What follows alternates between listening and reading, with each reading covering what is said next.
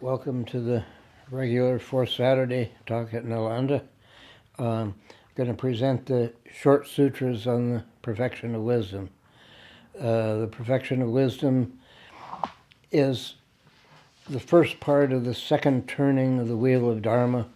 The primordial teachings of the Mahayana emerged first in the Wisdom Sutras and then in the work of Nagarjuna and others in the Madhyamaka tradition. There are about 40 Prajnaparamita Sutras. I brought a book. This contains the translation of all the shorter sutras, the ones less than 3,000 lines. This is translated by Dr. Kanzi, who was the expert in Prajnaparamita, translated most of the corpus out of Sanskrit. I think his magnum opus is a large sutra on perfect wisdom, where he takes the 25,000 line sutra and adds certain passages from the 100,000 line sutra that are highly relevant and makes a translation of the large sutra. Then there were various summaries. There was an 18,000 line, a 10,000 line, and 8,000 line sutra, which was one of the earliest ones. So it expanded from the 8,000 line in the direction of more verbiage, and then it contracted from the 8,000 in the direction of less verbiage. The wisdom contained therein, however, is the same. It's the principle of emptiness, which is a principle of the total interconnectedness of everything. It's that nothing stands alone, nothing has a self-entity, nothing is separate from anything else. That's one of the principles of emptiness. There's also the fact that emptiness precedes all manifestation, but that's getting a little theological in there. So we'll stick to the plan here. We're going to present the short sutras. The largest one of those is called the Questions of Suvikranti Vikramin. It's in 7 chapters, and most sutras begin with a question or several questions, and there proceeds a dialogue exploring the answer to those questions. This one has a lot of questions. It starts, because of what does one speak of the perfection of wisdom of the bodhisattvas? How does the bodhisattva, the great being, course in perfect wisdom? And so forth like that. It's similar to the question in the Diamond Sutra, which is the 300-line sutra that's quite well established, especially in China. The Sanskrit text exists and has been well translated. And the question there was, how does one who is set out in the great vehicle, a bodhisattva in the great vehicle, how does he stand and proceed along the path of great wisdom? Here the question, how does the bodhisattva, the great being, course in perfect wisdom, is essentially the same.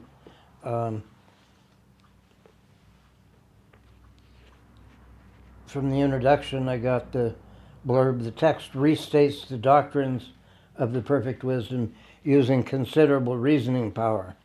The reasoning power, however, is a little bit illogical, and that's part of the charm of perfect wisdom. It has a certain exuberant illogic, and it's necessary to look deeply in order to find what the meaning might be, since superficially it comes off often as nonsense.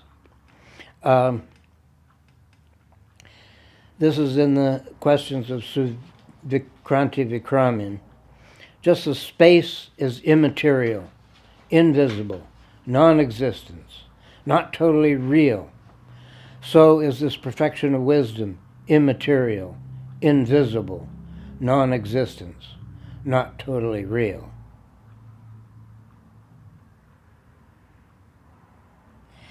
This perfection of wisdom is hard to see, says Saradvatiputra.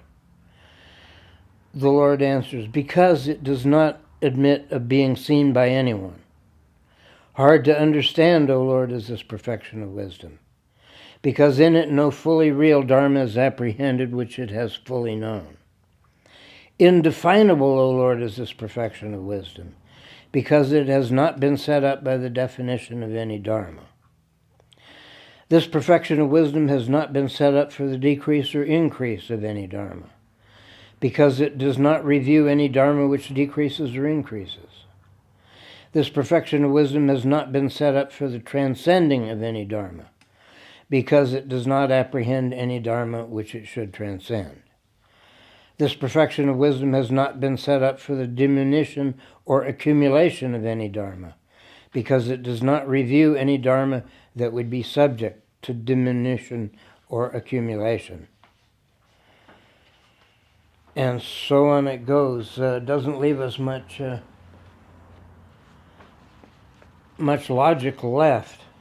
It's like it proceeds to negate one by one all of the preconceived notions that we might have about what wisdom is. So getting past the perplexity, there is definitely transcendent insight that's possible. It's something that you have to work, however. In the Heart Sutra, the other most famous of the shorter texts, 25 lines, it summarizes the entire perfect wisdom, and it reminds us that all the skandhas, that process that we mistake for a personal identity, the process of materiality and feeling reaction to sense perception, recognition, the impulses and karmic formations that cause the psyche to keep in motion, generating various virtuous or non-virtuous states of mind, and finally the dualistic consciousness as the fifth skandha.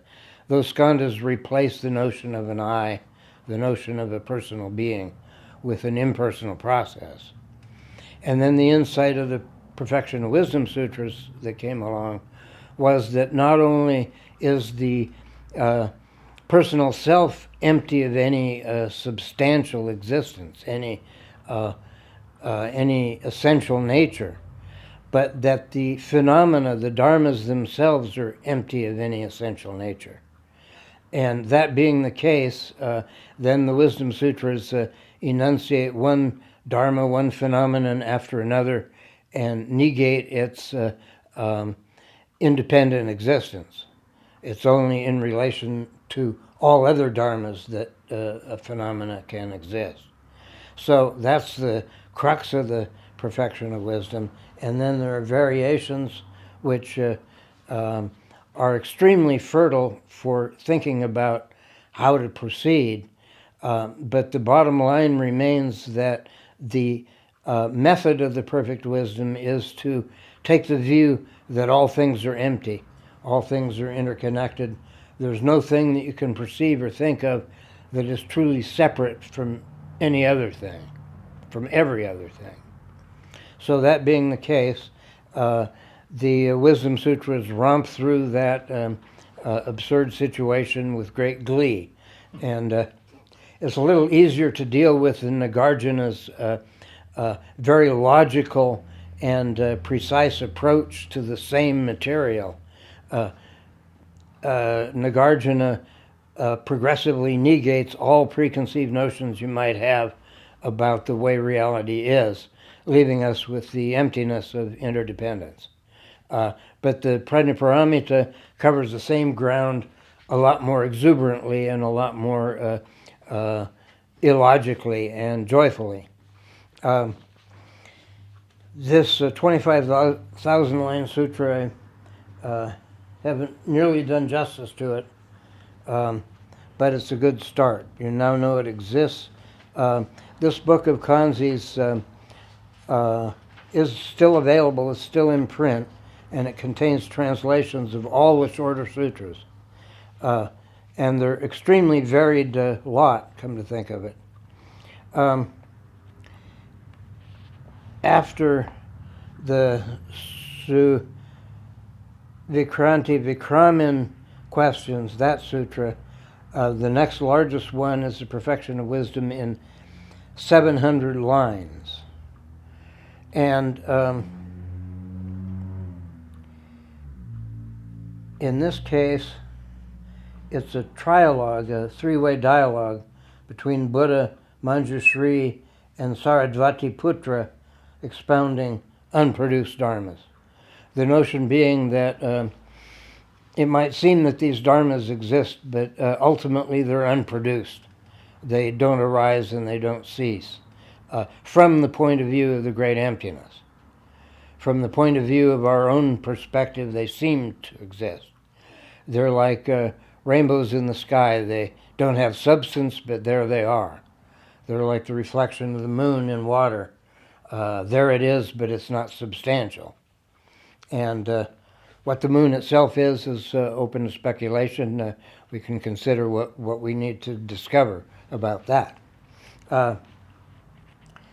Anyway, one quote in there in the 700-line one goes, "Are then the Buddha Dharmas unsurpassed? They are unsurpassed, O Lord, because in them not even the least dharma is found or apprehended. The Buddha Dharmas have not surpassed anything." Okay, that's a blatant contradiction, of course, which again the Prajnaparamita exuberantly enunciates in various ways. There's also a pun happening in this passage. Unsurpassed is in Sanskrit anuttara, not nuttara, unsurpassed. And the least dharma is anu. So they're making a pun between anuttara and anu, which means like an atom, a tiny particle. Not the least dharma is found or apprehended in the unsurpassed Prajnaparamita.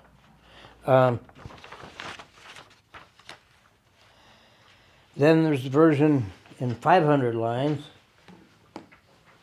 and that's extant in Tibetan only. And I'm not sure how Kanzi did the translation of the Tibetan and Chinese ones. He apparently knew Tibetan pretty well. And Chinese he didn't know basically at all, so he must have got some help in translating the Chinese short sutras, but they're all in there. There's a quote from the 500-line one. "The Bodhisattva should, with regard to form and so forth, fully know the emptiness concentration. When with regard to form and so forth, he has apprehended the emptiness of non-existence, and likewise the emptiness of existence, and the emptiness of essential nature, then that one-pointedness of thought is the emptiness concentration. Likewise, with regard to form and so forth, one should fully know the signless concentration and the wishless concentration." That's a lot to unpack. Form and so forth. That's a list of maybe 30 items. It covers all phenomena, all dharmas. It starts with the 5 skandhas, goes to the 12 ayatanas and 18 dhatus, the sensory apparatus of sense perception. It goes to the various dharmas of the Buddhist teachings, also known to be empty of essential nature because Buddhism is a construct, Buddha Dharma is a construct, and the perfection of wisdom has been derived in extreme detail as a construct in the emptiness. Form and so forth covers all phenomena. And with regard to that, fully know the emptiness concentration, likewise the signless concentration, likewise the wishless concentration. And those have to do with the nature of our experience of phenomena. Emptiness is also called the object in this case. So there's a bit that they chant up at the Sakya Monastery in Seattle. It goes, "The door to liberation, emptiness, the object. The door to liberation, signlessness, the cause. The door of liberation, wishlessness, the result. This is pretty deep. I'm not sure that I understand it fully. But we have emptiness, signless, and wishless. And the object, the basis, is all known phenomena. They're known to be empty. The apprehension of no sign is one of the features of emptiness. If all entities have what Thich Nhat Hanh called interbeing, they're all interconnected, then there's no sign that separates the one from the other. So they become signless. And once they're signless, then the result is no wishes anymore, no desires. The desires are gone. And that's the result of apprehending emptiness as signlessness. But there's more. Just don't know what. Version in 50 lines. Also rendered from the Tibetan, repeats various stock phrases from the larger sutra. Perfection of wisdom is like unto space because it is absolutely clear. Now, there's a whole lot more in there, as I said, but that gives you a taste of what's in the short sutras, what's in the perfection of wisdom. I'm not going to talk about the Heart Sutra and the Diamond Sutra in any detail here, because this is about the more obscure shorter sutras. I'll talk about the Heart Sutra at a later time. Okay, there's one called Reversion in a Very Few Words. And that's said to be a counterpart of the Heart Sutra, but it's designed for the foolish common people and not as the Heart Sutra is designed for the spiritually elite. That's why we chant the Heart Sutra a lot. That's why we consider the Heart Sutra a lot, because it is designed for the spiritually elite and we're aspiring in that direction. But the version in a few words, like the Heart Sutra, it contains a mantra, one more difficult than Gate Gate Paragate Parasam Gate Bodhisvaha. But it is designed for more ordinary people. I wonder if I can find that mantra. It goes, homage to the perfection of wisdom, the lovely, the holy. And the Sanskrit for that, Om Namo Bhagavatyai Arya Prajnaparamita. Om Di, Hri, Shri, Shruti, Smriti, Mati, Gati, Vijaya, Svaha. And like the Gate mantra, this contains a lot of meaning, so it's more like a dharani. If you pick it apart, Om Di, Di is the primary seed syllable of the Bodhisattva mantra Shri. Hri means that state of mind where you're extremely conscientious and are dreading both blame and shame. Shri means venerable, so Om Di, Hri, Shri. Shruti means heard, and it refers in Hinduism to all of the sacred scriptures. Those scriptures are said to be heard, not read, they're heard in the mind's ear, so to speak. And then it's followed by Smriti, which means remembered, and that's the name for all the commentaries and explanations of the sutra. So you have Shruti, Smriti, Mati, I think that means intelligence, Gati, that's a path, a going, Vijaya, victory, Svaha, so be it. So Om Di, Hri, Shri, Shruti, Smriti, Mati, Gati, Vijaya, Svaha. That's a good mantra, but it's not the one that I was intending to find. The perfection of wisdom in a few words also, strangely but plausibly, contains the mantra of Shakyamuni. So it goes, homage to the triple jewel, homage to Shakyamuni, the Tathagata, the Arhat, the fully enlightened one. Muni, Muni, Ma Muniye Svaha. This we chant a lot in different contexts. But here it is in the perfection of wisdom in a few words. And it has Avalokiteshvara in it.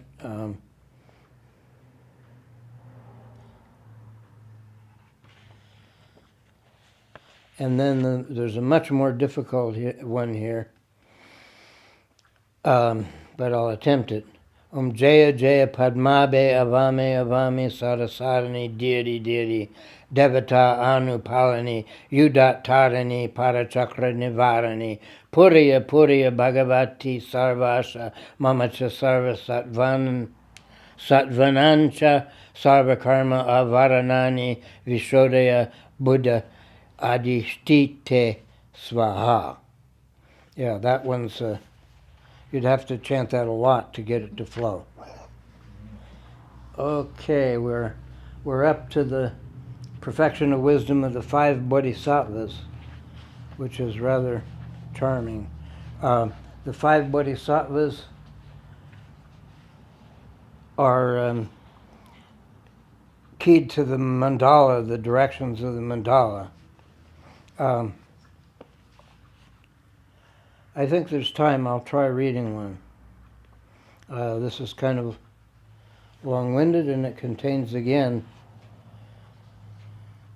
the Shakyamuni mantra.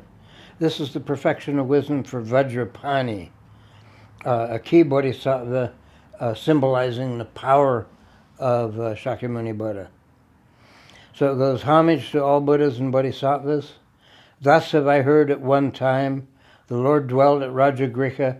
At that time the bodhisattva Vajrapani was present in that assembly. He rose from his seat and said to the Lord, how should a bodhisattva train in the perfection of wisdom?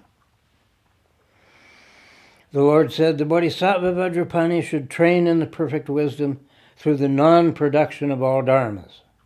Furthermore, he should train in perfect wisdom through the fact that all dharmas, form and so forth, are devoid of own being, devoid of signs, devoid of existence, and cannot be apprehended. He should train in perfect wisdom through the emptiness of the subject and so forth, through the emptiness of non-existence. Those are the 18 emptinesses. The perfection of wisdom, Vajrapani, is the mother of all the Buddhas in the 3 periods of time. She has been taught as a mantra of great lore. Om Muni Muni Mahamuniye Svaha. Those who take up this perfection of wisdom, they take up the dharmas of the Buddhas in the 3 periods of time. They acquire a recollection of their previous births. They leave all inauspicious rebirths behind. They obtain a measureless fruit from their merit. They will always and at all times meet with the Buddhas, the Lords, and they will become endowed with the thought of enlightenment. Thus spoke the Lord, the Buddha, Vajrapani, and the whole world with its gods, men, asuras, and Gandharvas rejoiced at the teaching of the Lord. So, to become endowed with the thought of enlightenment, that bodhicitta is a deep wish to attain enlightenment, not only for oneself, but for the sake of all beings. And it's something that's absolutely essential in the Mahayana to generate. And at first, of course, we have to fake it a little bit. It's a little bit contrived to say, I will achieve enlightenment in order to save all sentient beings. But as you get into the flow, the reality of that vow becomes to emerge. And then we become, after aspiring to enlightenment with the bodhicitta, we arrive at engaged bodhicitta, and that's where we start doing things in relation to our own liberation and in relation to the liberation of all other beings. And as we continue to engage in that, those bodhisattvic actions, then we begin to approach what's called the ultimate bodhicitta. The ultimate bodhicitta is, again, just the emptiness. The ultimate bodhicitta is the reality beyond words, beyond concepts, beyond understanding. That was the perfection of wisdom to Vajrapani, one of the 5. Now, what have we got? Kaushika. Kaushika is the name for Indra. Indra is the king of the gods. He's like the Zeus of the Indian pantheon. And Kaushika is a Buddhist that is slowly beginning to understand the Buddha Dharma, but he's slow at it. Kaushika, after all, is an administrator. He's not a saint or a sage, but he does show up at Dharma assemblies, and he's gradually understanding the depth of the good Dharma. This is the meaning of the perfection of wisdom, Kaushika. The perfection of wisdom is self-identical because all dharmas are the same. The perfection of wisdom is deep because all dharmas are deep. The perfection of wisdom is isolated because all dharmas are isolated. The perfection of wisdom is immobile because all dharmas are immobile. The perfection of wisdom is devoid of mental acts because all dharmas are devoid of mental acts. The perfection of wisdom is free from fear because all dharmas are free from fear. The perfection of wisdom is fearless because all dharmas are fearless. And it goes on in that vein for quite a ways. And now this is the one that contains that mantra, Om Di Hri Shri Shruti Smriti Mati Gati Vijaya Svaha. The next of the small sutras is called Nagashri. Nagashri is about Manjushri, and Nagashri is his apprentice, and they're going into town to beg for their food, as they do daily. So in the process of Manjushri and Nagashri going to seek alms, there's an analysis of the emptiness of alms-seeking and of the sameness of good alms and bad alms and indifferent alms. At that moment, Subhuti and Shariputra awakened from their trance of cessation and went to beg for alms. Subhuti entered the house of a householder whose wife was a lay sister. She asked him, "Do you still have the perception of seeking for alms? Have you not yet destroyed it?" Subhuti, "From the very beginning I've destroyed the perception of seeking for alms."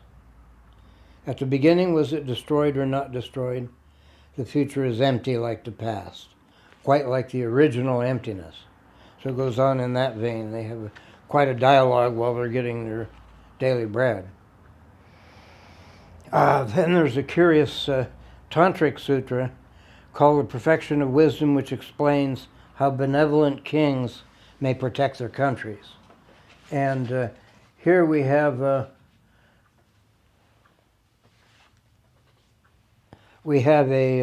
extended metaphor. The king is the practitioner. The country to be protected is our own psyches. So the benevolent king protects his own country. It's equivalent to us putting order into our psyche where there's no order, taking care of our psyches in various ways, and hopefully raising them to enlightenment. So that's the protection of the country. And the gloss is that to protect their own country, they need to enhance the Dharma in every way possible. So since he's talking to an actual king of a small country, he's saying to protect your country, embrace the Dharma, invite the monks for feasts, listen to the Dharma, follow the injunctions of the Dharma, and your country will flourish. And of course that's true of our metaphorical countries as well. So we need to work on learning the Dharma and then applying the Dharma and practicing it. So that's the benevolent kings.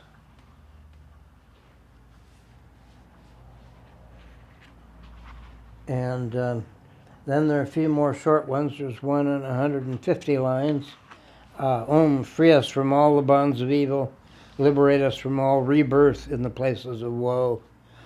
Om, thunderbolt of all sacraments, Hum Tat. So this one is very tantric, as many of the shorter sutras are.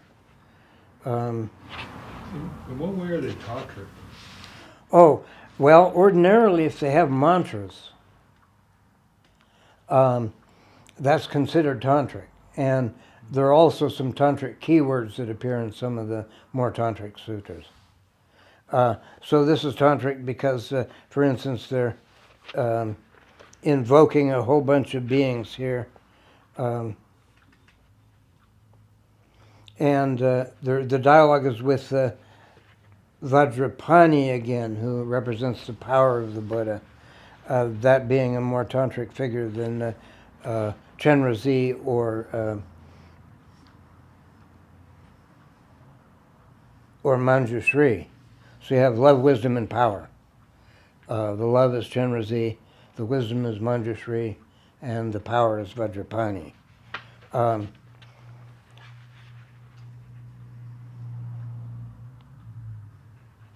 Then there are two parts of sutras. One is called the 108 Names of the Holy Perfection of Wisdom. And I won't list all 108 names. In a way, this is a response to the 108 Names of Tara, which is a devotional list that was made before this one to Perfection of Wisdom was made. So there's a lot of interaction between the different kinds of sutras.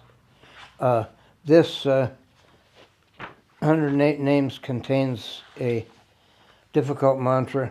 I guess it's worth hearing once.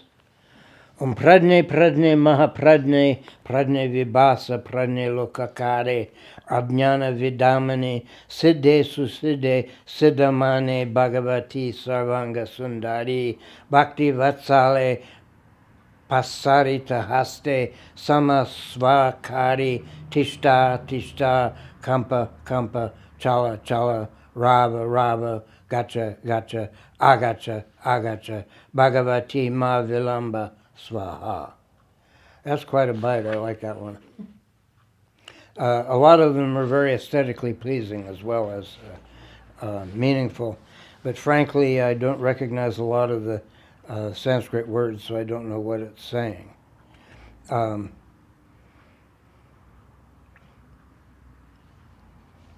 was gone, gone, but then not gone, not gone. Agata, agata. Oh, no, gata, gata is gone, gone. Agacha, agacha is arrived, arrived. Oh. That's not a not, that's a long A. Oh, okay. Yeah, Sanskrit's amazing that way. That short A is a negation, but it gets swallowed up in a final vowel, so sometimes you can't tell whether they're saying is or isn't. Mm-hmm. That's why they all require extensive commentary. I mean, people who don't know a text would have a hard time construing it. The custom is you go find somebody that's carrying that text, that deeply understands the meaning of it, and you dialogue with them. And then when you fully understand the text, then you can put it into English. That's how a good translator operates. So it's a matter of locating somebody that's really carrying that text. And the same is true of mantra. A lot of mantras are not activated because nobody's using them. Other mantras are commonly activated because a lot of people are using them. So that's how that works. We're getting to the end of the row here. Ah, yes. The 25 doors to perfection of wisdom. Again, I won't list them. Give you an idea, though. Om, the adamantine thought of enlightenment, is the door to perfect wisdom. Om, holy auspicious conduct, is the door to perfect wisdom. Om, the wishing jewel, is the door to perfect wisdom. Om, non-stopping, is the door to perfect wisdom. Om, turning away from birth, is the door to perfect wisdom. Om, all consciousnesses are a door to perfect wisdom. Om, the true nature of the great passion, is the door to perfect wisdom. Om, the armor of vigor, is the door to perfect wisdom. Om, to go everywhere, is the door of perfect wisdom. Om, firm adamantine thought, is the door to perfect wisdom. And the Sanskrit is not given in this case, so all those tend to be mantras. And now,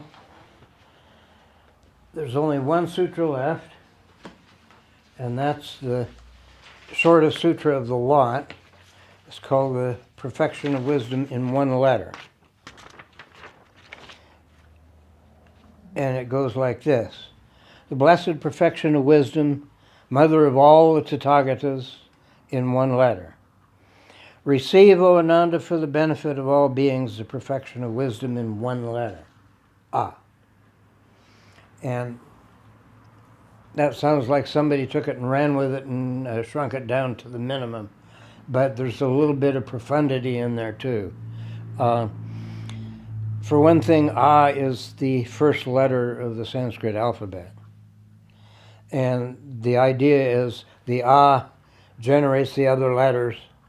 All those letters generate the words generate the sutras. So that short A is the mother of all the sutras, just as the mother of all Buddhas is the perfection of wisdom. So, that being the case, the A represents the wellhead, the origin of the Buddha consciousness, the Buddha nature even, if you will. There's another wrinkle too. The A appears on a blank surface. You know, the empty silk where it's painted on the silk. So you have figure and ground. And the ground, the empty silk that the letter A is painted on, represents the emptiness that it arises from. So you have a complete idea of the emergence and manifestation from the emptiness. This might be theologically controversial, I'm not sure. I don't keep track of the theology very well. But that makes sense to me anyway, that the empty silk is the ground of being, and the A is the first manifestation. Then there's another facet of the sutra in one letter, and that's that somewhere in the Mahayana it says that the Buddha really only made one sound, and everybody interpreted that sound as the vast number of sutras that we have. So that being the case, the A represents that primordial sound that the Buddha uttered and that people construed as speech and understood each in his own language. That's pretty good mythology. Oh yeah, and then I have to mention that there's one text that's even profounder than the Perfect Wisdom Sutra in one letter. And that text was published by Idris Shah. It comes out of the Persian, I believe. And it's just called The Book. And this is a book that was long sought in the Middle East as the exemplar of all teachings and as of the ultimate magical book. And so it was widely sought. Somebody finally found a copy. And they reverently opened it, and every page was blank. So they're talking, again, the ground of being. You know, that's the ultimate secret of the spiritual life, is the ground of being. And the ground of being is what we call the great emptiness. We're going to wrap it up because we've covered most of the ground, or as much of the ground as we can cover at this point. I should mention that I'm very grateful to Dr. Kanzi for having opened to us the Perfect Wisdom Sutras. He was a brilliant teacher as well as a brilliant translator. And I feel myself extremely fortunate to have been in his presence and been able to accept his instruction, though at the time I was a pretty dull student and didn't understand anything about what was being really said. But the seeds were planted and they gradually sprouted, and there's hope for all of us. Enough said, I think. Thank you.